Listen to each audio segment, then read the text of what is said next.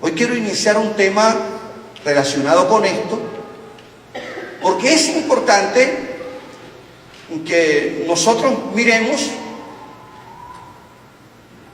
con relación a todo esto que ha de ocurrir y ratificar cuál debe ser nuestra actitud como iglesia.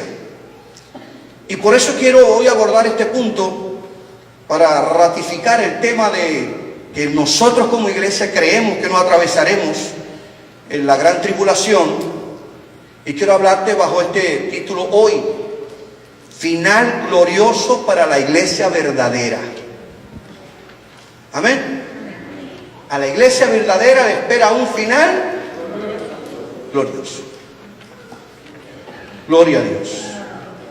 Aleluya.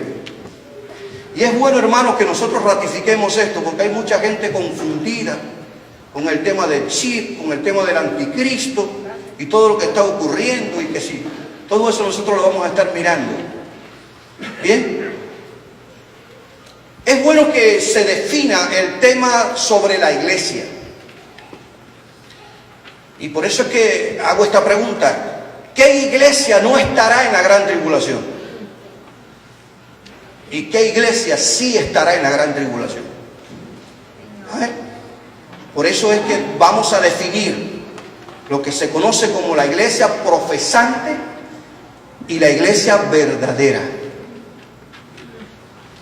Y es importante que lo miremos y lo evaluemos. ¿Qué iglesia no estará en la gran tribulación? Gloria a Dios. Están silenciosos y quietitos, como si hubiéramos cantado el coro. Amén. Muy bueno. Gloria al Señor. Cuando nosotros miramos la Escritura, nosotros vemos, hermanos, que en los evangelios el Señor da varias parábolas donde enseña claramente que no todos los que profesan conocerle son verdaderos cristianos. ¿Me oyeron lo que les dije? Y estas enseñanzas fundamentan la verdad de que no todos los que dicen ser creyentes lo son verdaderamente. Amén. Gloria a Dios. Así que nosotros encontramos, por ejemplo, la parábola de la cizaña y el trigo. Jesús ilustra los esfuerzos que hace Satanás, que hace el diablo, para engañar a la iglesia mezclando sus hijos con los de Dios. Y se introducen lobos vestidos de ovejas. Y se siembra la cizaña que hasta que no llegue el tiempo de la siega no se puede quitar. Y es interesante porque la cizaña es tan similar al trigo que es difícil de separar una de otra. Incluso cuando se siembra junto con el trigo, sus raíces se entremezclan con las del trigo, de tal manera que si se saca la cizaña también sale el trigo. Por eso es que el consejo es: espera al final, cuando llegue el tiempo de la cosecha. Y el trigo, generalmente cuando ya ha espigado, su espiga se dobla. La espiga se dobla, mientras que la espiga de la cizaña queda derecha.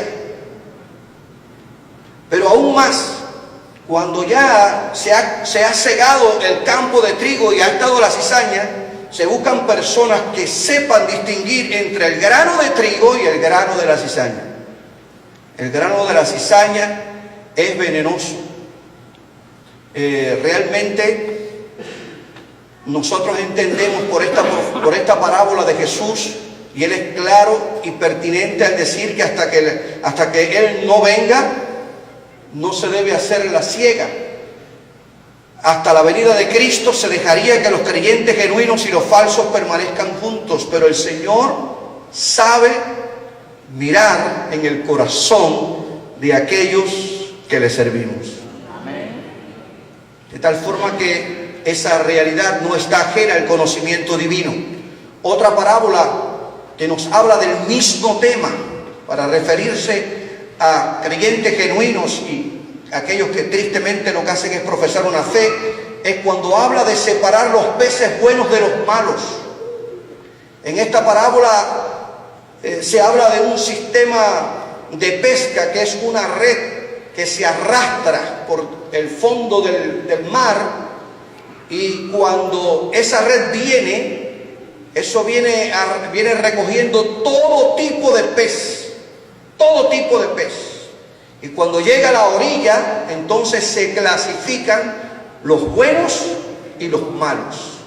Jesús, a través de esta parábola, hace esta misma ilustración. Llegará la hora de separar los buenos de los malos. No ha de ser la obra de los hombres, sino de Dios. Amén. Gloria sea al Señor. Y otra tercera parábola que confirma esta distinción entre unos y otros es la que ustedes conocen también como yo, cuando habla acerca de 10 vírgenes, 5 prudentes y 5 insensatas. Nos da el Señor una lección de que estas 5 vírgenes prudentes representan a los verdaderos discípulos de Cristo durante la profesión de su fe, mientras que las insensatas están representándose a aquellos que profesan mantener la esperanza mesiánica, pero que nunca han sido convertidos y que por tanto no tienen el poder del Espíritu Santo. Hay una verdadera distinción. Gloria a Dios. Así que Jesús nos habla ya a través de estas parábolas y otros pasajes de la Escritura con relación a esa distinción entre los que profesan una fe y los que realmente se han convertido al Evangelio. Así que nosotros hoy, tomando en cuenta estas enseñanzas de los Evangelios, vamos a hablar acerca de la verdadera iglesia y la verdadera iglesia y la iglesia profesante, y cuál es la que se queda y cuál es la que se va. Amén. Así que existe esa diferencia, como ya lo hemos hecho notar. Gloria a Dios. La iglesia profesante. La iglesia profesante. Veamos algunas características de esta iglesia. La iglesia profesante está compuesta de aquellos que hacen profesión de fe en Cristo, pero que realmente no tienen una verdadera y genuina experiencia con el Señor. Tristemente, solo profesan tener una fe que no produce cambios radicales en sus vidas y una relación personal con Cristo. El propio Jesús, en el Sermón del Monte, Él hace esta advertencia: no todo el que me dice Señor, Señor, entrará en el reino de los cielos, sino el que hace la voluntad ¿de quién? De mi Padre que está en los cielos.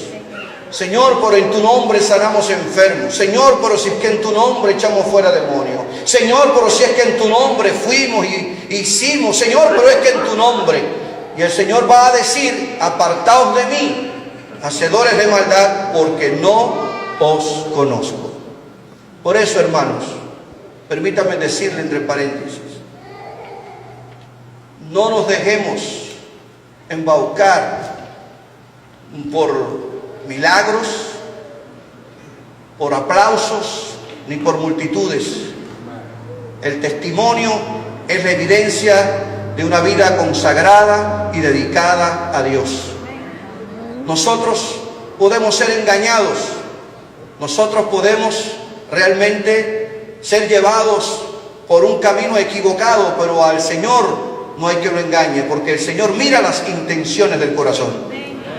Amén. Y queda evidente aquí, hermanos, el hacer la voluntad de Dios. No todo el que habla del cielo pertenece al reino de Dios. No todo el que anda con una Biblia en la mano, usted le puede decir cristiano. Está bien, yo me maravillo, ¿no? Es que pastor, él va a la iglesia. Sí, podemos venir muchos a la iglesia, pero de venir a la iglesia a tener un compromiso con Dios es diferente. Y me disculpa que sea tan sincero hoy hablándole así, pero es una realidad. Amén. Gloria a Dios. El Señor nos lo revela en la Escritura. Eso es una verdad. Esta iglesia profesante sí pasará por la gran tribulación y experimentará la manifestación de la ira de Dios. Por eso muchos nos sorprenderemos, hermanos. Algunos de los que tristemente nos sentamos en las bancas puede que nos quedemos. Por eso es que hay que tener en cuenta que lo que más Dios anda buscando es una verdadera relación personal con el creyente. La completa apostasía de la iglesia profesante durante la tribulación será la evidencia de su falta de compromiso que tuvo con Cristo, tanto en el orden teológico como en el orden moral. Gloria a Dios. Alguien dijo de forma bien poética que en el cielo habrá muchas sorpresas. Esperaremos ver a alguien que estuvo con nosotros, que diezmó, que ofrendó, que cantó, que brincó, que saltó, que fue y que hizo, y lo buscaremos y dónde está. Y nos sorprenderemos de otros que no los vimos y estarán allí celebrando la victoria con el Cristo victorioso. Gloria a Dios. Tristemente, hermanos, cuando nosotros leemos en el libro de Apocalipsis capítulo 17, parece que hoy las S se me sobran. Cuando leemos en el libro de Apocalipsis capítulo 17, allí se describe la gran ramera, se habla de la gran ramera, para referirse precisamente a la iglesia apóstata de la tribulación. Habrá una iglesia que se quedará en la tribulación. Sí, Señor. Fíjese que el Juan recibe esta revelación de Dios, de parte del Señor, y le dice el Señor: te mostraré el juicio de la gran ramera que está sentada sobre las aguas. Te mostraré el juicio de la gran ramera que está sentada sobre muchas aguas. Muchas aguas. Representa la muchedumbre de los paganos o gentiles. Lo mismo que el mar, que representa multitudes. Está hablando de una iglesia multitudinaria que estará en la gran tribulación, que se habrá quedado. Y esta iglesia apóstata, tristemente, de la gran tribulación, incluye todas las religiones falsas e idólatras, e incluso el cristianismo apóstata. Gloria a Dios. Y no se llama adúltera, porque cuando Dios censura a Israel y le llama tú adulteraste, es porque Israel pertenecía a Dios. Y adulterio en el orden espiritual significa infidelidad. Tú me fuiste infiel. Así es como Dios mira a Israel y así es como Dios mira a su verdadera iglesia. Somos la esposa del Cordero. Aquí no se llama a esta iglesia profesante que está en la gran tribulación como adúltera, sino se le llama como ramera. ¿Por qué? Porque no pertenece a Dios. Lleva el nombre de Dios, pero realmente no honra a Dios. La segunda característica de esta iglesia que queda en la gran tribulación es que hace alianza con los líderes políticos del mundo durante esta tribulación para tomar el control espiritual de todo el mundo. Ahí hay una mezcla de hinduismo, fetichismo, idolatría, oscurantismo. Es el germen de esta iglesia de la tribulación, es lo que se conoce en la actualidad como el ecumenismo religioso. No es más que el espíritu del anticristo creando las condiciones para una iglesia universal, en el que no importa el credo, no importa en el Dios que tú creas. Incluso ya han sido palabras pronunciadas por el Papa Francisco. No importa que tú seas islámico, no importa que tú seas evangélico, no importa que tú adores a Changó o a la Virgen de Guadalupe, no importa a quien tú adores, el Dios no es lo que importa es que tengamos una fe, no importa en qué, y eso no es lo que la Biblia nos enseña. La Biblia dice que el único camino al Dios verdadero es Jesucristo.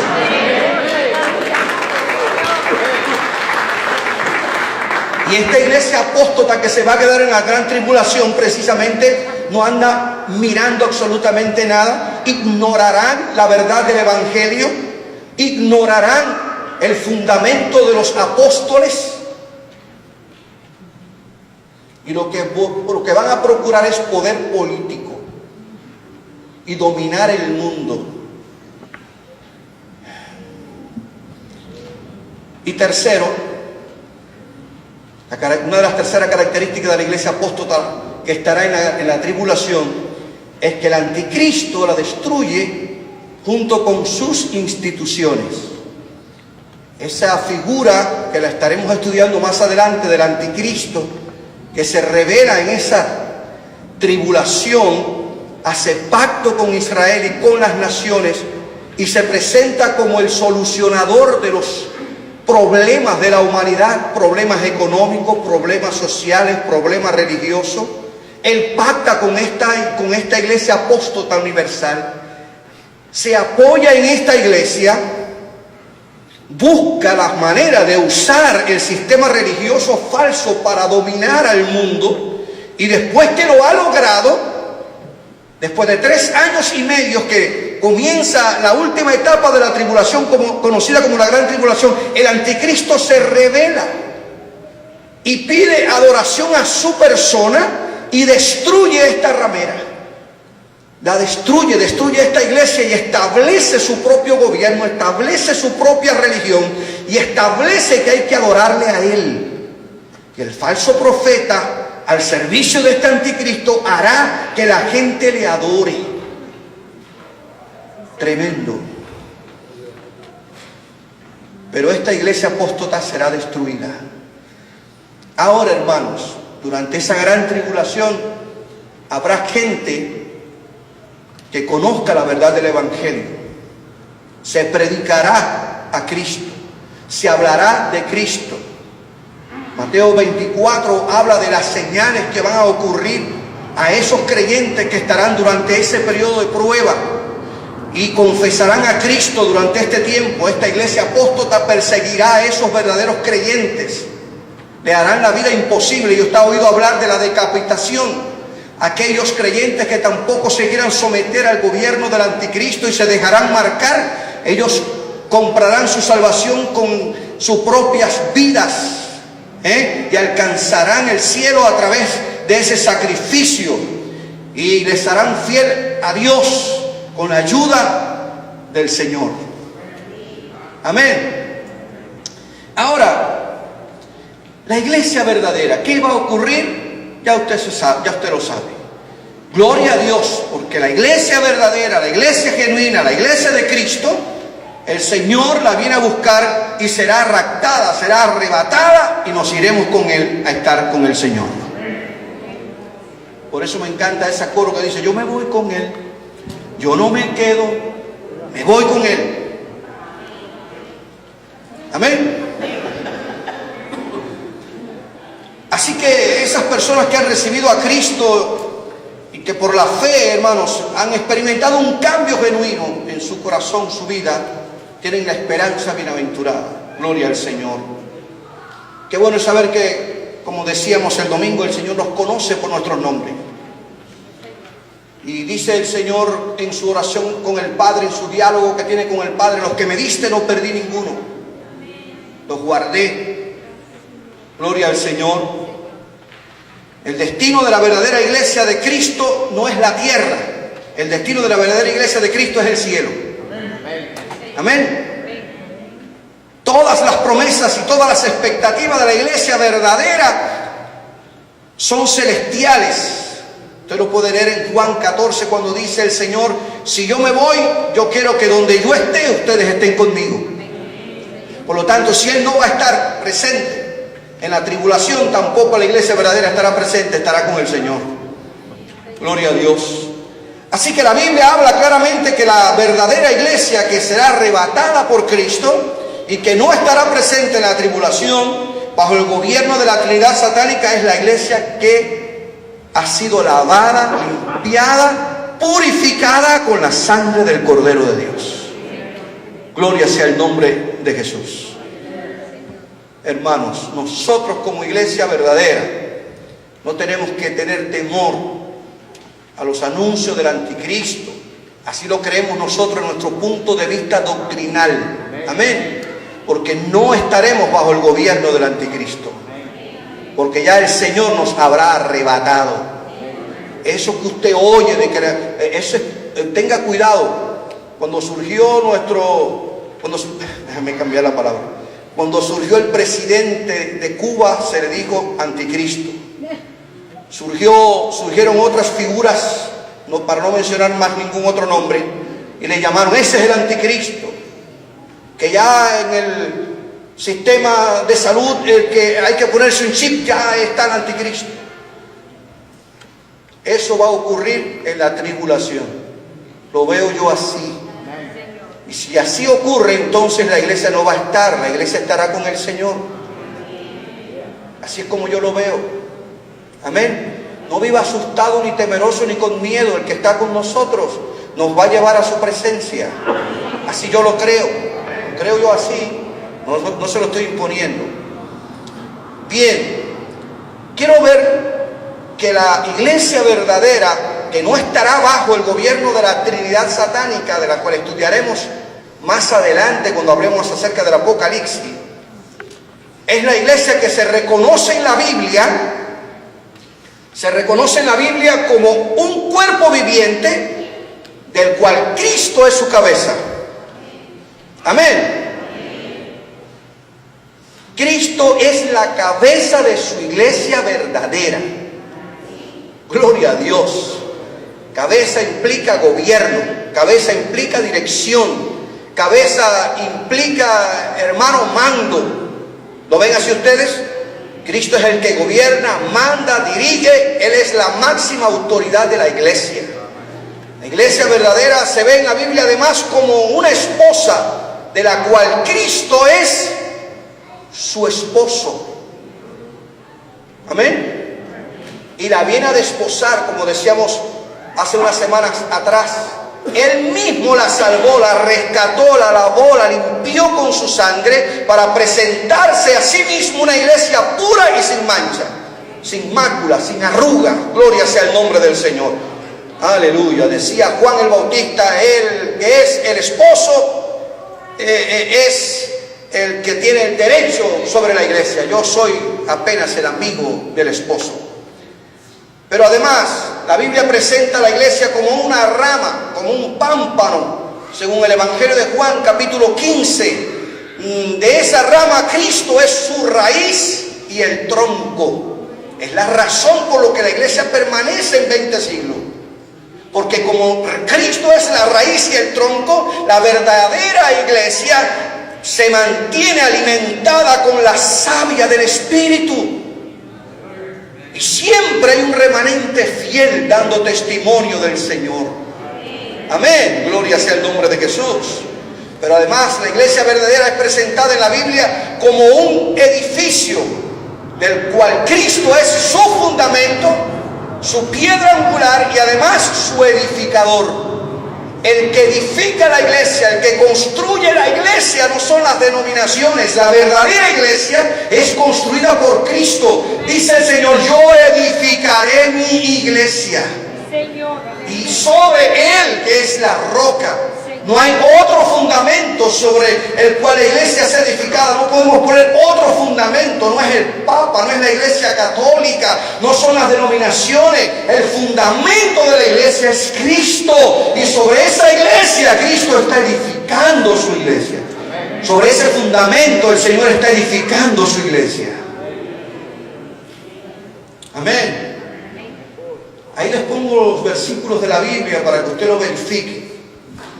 Además, la iglesia verdadera es presentada en la Biblia como un rebaño de ovejas, del cual Cristo es su buen pastor. Su buen pastor que da su vida por las ovejas y que viene a buscarlas. Gloria sea al Señor. Pero otra analogía que usa la Biblia para hablar de la iglesia verdadera es que la iglesia es vista como un templo, gloria a Dios, del cual Cristo es su sumo sacerdote. En otras palabras, Cristo el que ministra a la iglesia. Es Cristo el que ofreció sacrificio por la iglesia, pero no solamente ofreció el sacrificio, sino fue Él mismo el sacrificio por el cual la iglesia puede llegar al trono de la gracia del Padre y alcanzar el oportuno socorro.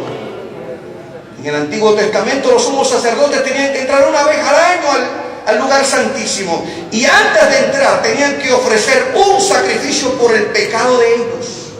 Por si habían fallado, por si habían cometido algún error, por si habían hecho cualquier tipo de agravio. Tenían que ofrecer un sacrificio. Cristo no tuvo que ofrecer sacrificio por Él mismo. Él se ofreció como el Cordero perfecto, como el Cordero inmolado. Él se ofreció, gloria a Dios, en el día de la Pascua y dio su vida para que nosotros, a través de su sacrificio, la iglesia verdadera, alcanzáramos salvación y vida eterna. Él es el sumo sacerdote, pero Él es el sacrificio vivo. ¿Cuántos dan gloria a Dios por esto? Aleluya. Y además, hermanos, la iglesia verdadera es el objeto del amor de Cristo.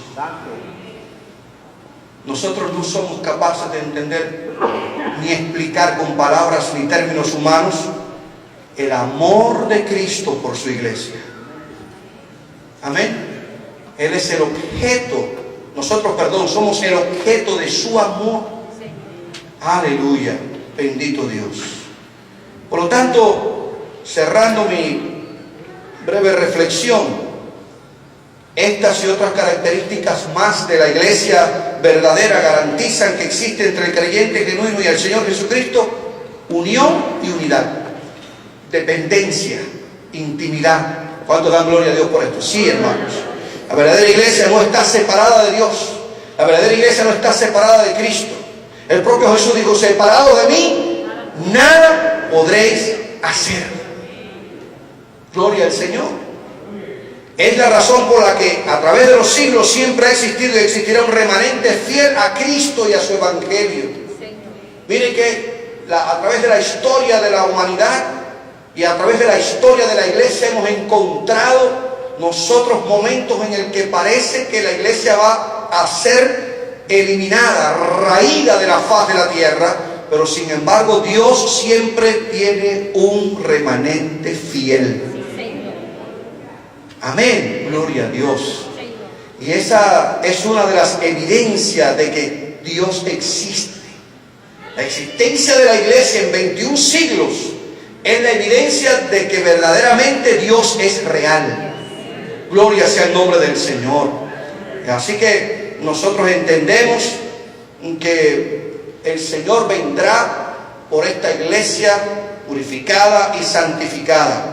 La naturaleza de la iglesia impide que su Cristo Redentor le permita atravesar por la tribulación que vendrá sobre la humanidad rebelde y la iglesia apóstata. Nosotros creemos que nos vamos con el Señor. La tribulación, hermanos, no tiene como meta purificar la iglesia, sino demostrar su poder y autoridad sobre el mundo rebelde y la iglesia apóstata. Ya nosotros hemos sido purificados, lavados y limpiados con el poder de la sangre del Cordero de Dios. Y a través de las pruebas y luchas que hemos tenido que enfrentar, nuestra fe ha sido fortalecida. Por lo tanto, yo concluyo en esta noche con este pensamiento: mantengamos firmes en la fe del Evangelio de Cristo. Advirtámosle a otros que solo en Cristo hay esperanza de eterna salvación. Amén. Dios nos ayude a que podamos permanecer firmes y fieles. Nuestra salvación ha costado tanto que no debemos permitir que nada ni nadie, hermanos, nos separe del amor de Dios. Como dice Pablo al cerrar el capítulo 8 de la carta a los romanos: ni lo alto, ni lo bajo, ni la muerte, ni la vida, ni ángeles, ni principados, ni lo presente, ni lo porvenir nos puede separar del amor de Dios que es en Cristo Jesús, Señor nuestro. Vivamos esperando al Señor, que Él nos arrebatará. Gloria sea el nombre de Jesús. Aleluya. Pidámosle a Dios que nos dé la fuerza para permanecer firmes y fieles hasta que Cristo venga. Amén. Gloria sea el nombre del Señor. Padre, gracias te doy en esta noche por tu amor y tu misericordia, por el cuidado que tú tienes con nosotros. Gracias por permitirme compartir esta palabra, Dios, de orientación enseñanza, de reflexión. Pido, mi Padre eterno, que tú nos sigas dando la posibilidad y el privilegio inmerecido de seguir compartiendo tu palabra que trae vida, tu palabra que nos hace libre, tu palabra que nos encamina por el camino correcto. Oramos, Dios, para que esta palabra no vuelva vacía, sino haga la obra para la cual tú la envías. Bendice este grupo de fieles hermanos y hermanas que cada martes vienen a tu templo, a tu casa de oración. Oramos, Dios, para que otros temas que vamos a seguir abordando acerca de los últimos tiempos también nos ayuden a entender que tú eres el Dios que no pierdes el control, que todo está bajo tu soberanía y que eres un Dios que lo controlas todo. En el nombre poderoso de Jesús oramos, Padre, y a ti te damos gloria y honra. Amén y amén. Gloria sea el nombre del Señor. Aleluya. ¿Puede dar una alabanza de palmas al Señor, hermanos? Gloria a Dios. Aleluya. Bendito sea el nombre de Jesús. La próxima semana seguiremos tratando estos temas.